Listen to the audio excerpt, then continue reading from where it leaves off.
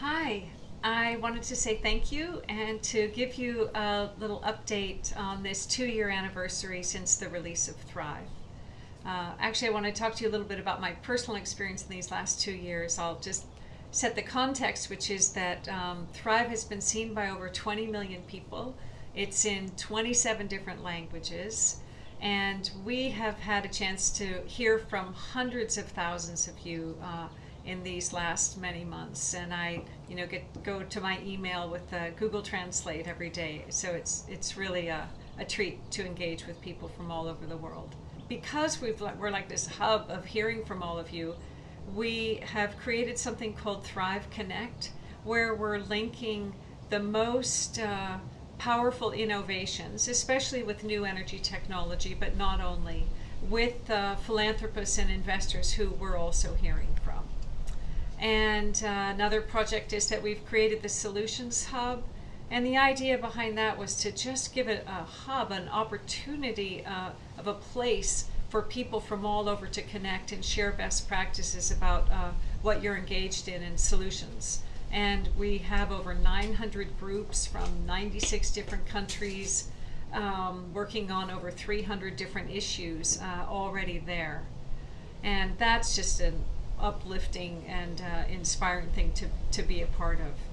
We're also just keeping up with what's going on, the good and the bad of that. We put out blogs that, everything from what's really going on in Syria to the latest with the new energy technologies. And we have something called Good News Tuesday that happened. We were having our team calls on Tuesdays, and sometimes Foster would just do these great downloads on all this good news of things coming through. We thought we should record these and put them out to the network. So everyone who's signed up to thrivemovement.com gets these blogs every week. And the good news, it's great. You can learn about just like what's happening that we can be proud of in the midst of these challenging times. Like just how many countries are taking on this whole GMO onslaught and really being effective in putting an end to it.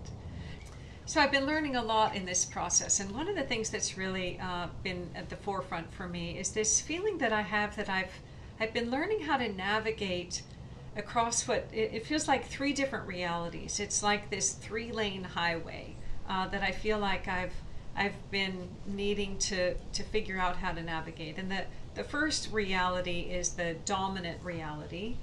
The second reality is the covert one, and the third is the reality of spirit. And the dominant reality is really the one that's most commonly perpetuated, and it's the one that would say that the mainstream news is giving us really accurate information about ourselves, and that oil companies are doing everything they can to provide us with safe, clean, cheap energy alternatives.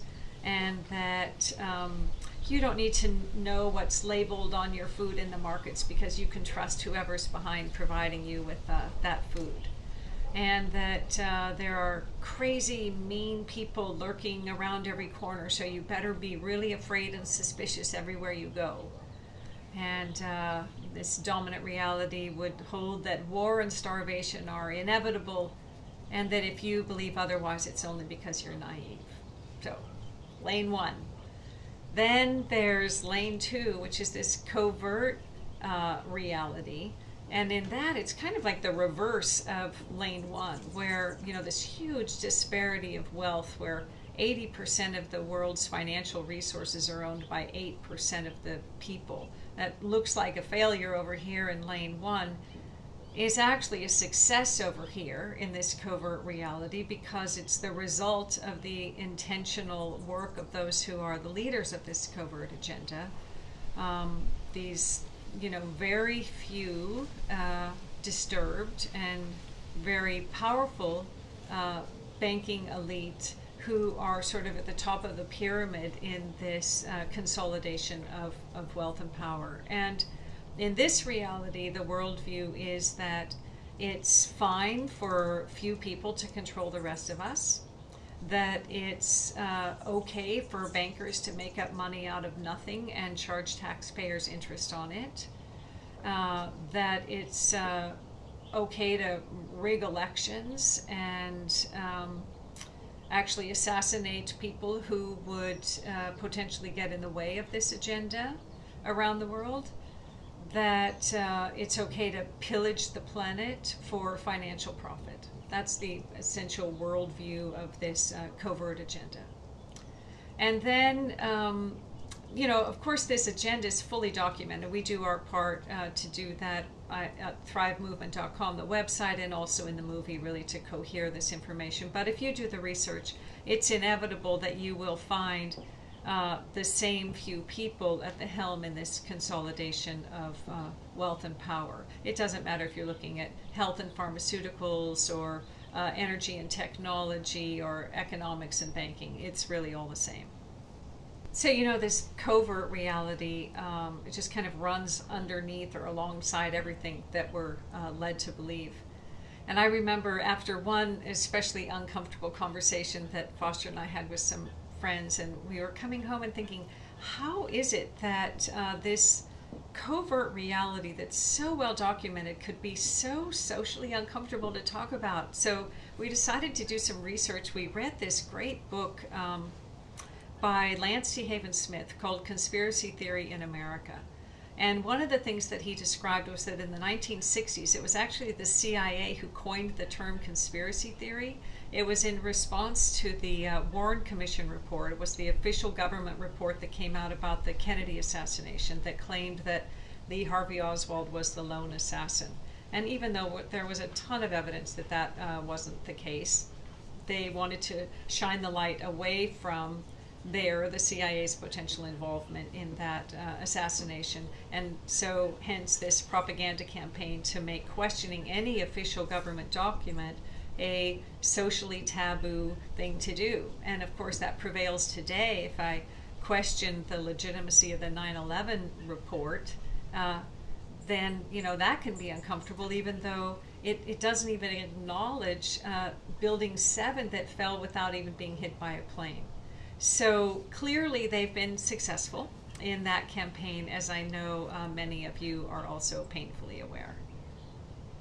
So the third reality is the reality of spirit. And, each of us has our own version of what that is. It could be Mother Nature. It could be Mother Mary. The point isn't what version of it means the most to you. It's that we have something that goes beyond our rational mind and that transcends these other two realities.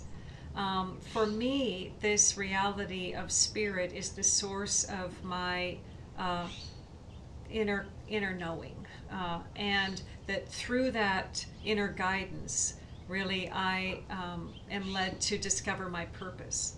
And in knowing my purpose, I have the courage and the resilience to navigate across this really uncomfortable divide of what is socially acceptable and what is actually true.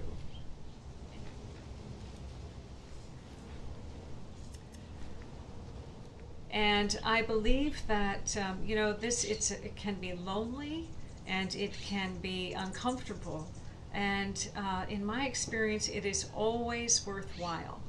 Because through this reality of spirit, into the inner guidance and knowing our purpose, I believe that what happens is we know who we are, and that allows us to know what is it that we unequivocally stand for. And when we know that, nothing can stop us. No one can stop us. My own experience in navigating these three parallel realities, combined with the guiding principle of non-violation, is that I am afforded this unusual and wonderful position to be engaged with hundreds of thousands of you from all across the world. And I know from your messages that many of you feel isolated. And I want to take this opportunity to reflect to you that you are not alone. There are millions of you waking up with increasing clarity and courage, traversing this same three-lane highway in your own worlds, across these divides, and that you are doing it with such grace and such just unique glorious, full-on participation that it is an honor for me to witness and participate with you as the world really is waking up. Thank you.